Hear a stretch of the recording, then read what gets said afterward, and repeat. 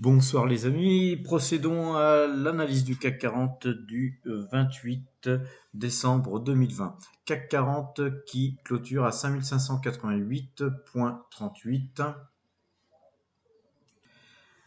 Sans surprise avec plus 1,20%. Toujours sur son trend haussier, toujours en hausse avec donc un gap à l'ouverture. Donc rien de spécial à dire sur le CAC 40 qui termine progressivement sur les plus hauts, les plus hauts qu'on a vus dernièrement.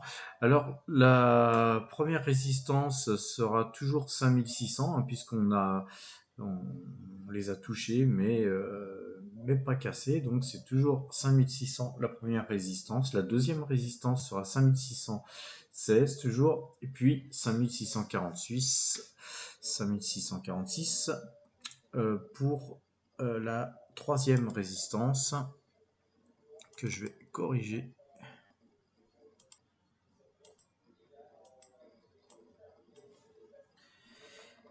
en direct.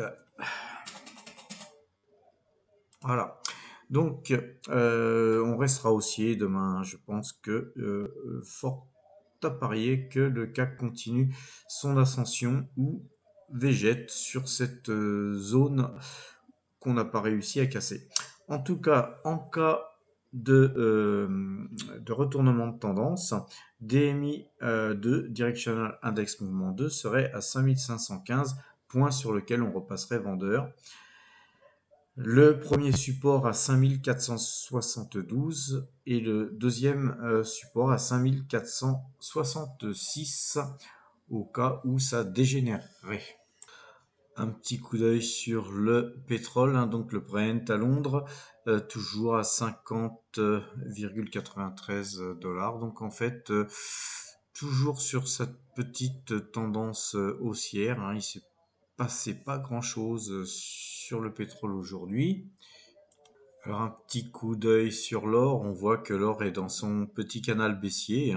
On avait fait un beau mouvement de hausse quand même juste avant. Donc là on reste dans un petit canal baissier. Je pense que ça pourrait continuer encore quelques temps, surtout que le Bitcoin a le vent en poupe en ce moment. Et oui, un Bitcoin qui gagne plus 9,71% encore aujourd'hui. Alors, on va regarder un peu le graphique. Là, c'est vraiment super haussier. Ça devient même un peu inquiétant de mon point de vue. C'est vraiment suracheté. On va juste s'amuser à mettre un petit peu les bandes Bollinger. Je pense que ça va être une sortie de Bollinger, bien sûr. Là, on avait vu qu'on avait eu des sorties de Bollinger, on était revenu dans la bande, mais là, on a une super sortie de Bollinger alors que le Bollinger s'écarte, donc ça commence à ne plus être effectif. Mais je pense qu'on devrait retracer demain, refluer un petit peu. On aurait certainement beaucoup de mal à revoir le Bitcoin continue à monter.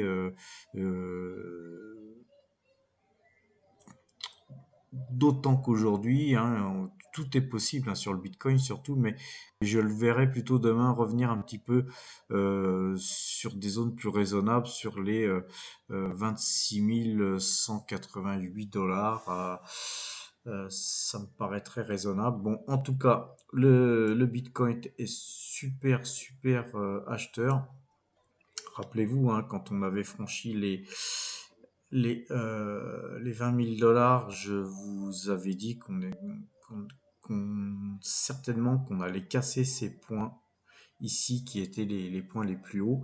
Ce fut fait et même plus que fait puisqu'on est passé de 20 000 $ à 27 000 et des broquettes. On se dirige tout droit vers les 30 000 $ qui sont un seuil psychologique, je dirais. Là, on peut pas parler d'analyse graphique en soi, puisque on est sur des cours complètement déraisonnables. Ceci dit, c'est la rareté du Bitcoin qui en fait une valeur de plus en plus refuge. Et je ne serais pas étonné de voir, de voir le dollar ces prochaines semaines franchir les 28 000 dollars. Donc, en tout cas, moi, j'ai très très peu de Bitcoin, hein. C'était presque pour dire d'en avoir que j'en avais acheté beaucoup beaucoup plus bas, hein. J'aurais dû effectivement en prendre beaucoup plus quand on voit ce qu'il a fait maintenant. Ceci dit, je les conserve parce que je pense qu'on va certainement, de mon point de vue, aller au-delà de 30 000 dollars, voire 50 000 dollars, puisque la pénurie va faire monter les cours, ne va faire que monter les cours. Alors, dans le timing, difficile de dire, mais en tout cas, c'est une valeur qui continuera à monter. Voilà, donc je vous souhaite une bonne fin de soirée et à demain.